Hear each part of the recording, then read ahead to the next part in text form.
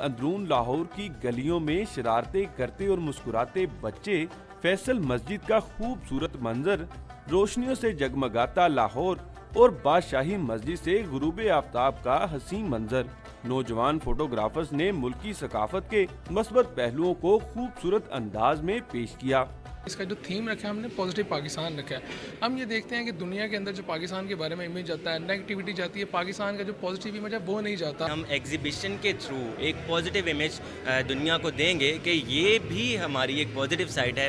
شہری بڑی تعداد میں تصویری نمائش دیکھنے پہنچ گئے اور طلبہ کی کاوش کو خوب سراہا۔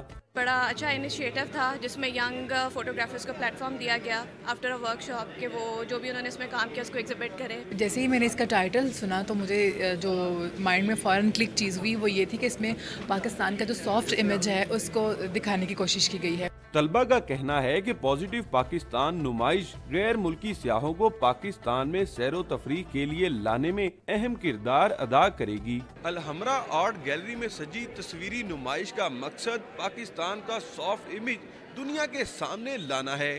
کیمرہ مین ذیشان حیدر کے ساتھ نعمان لیاقت، ڈون نیوز لاہور۔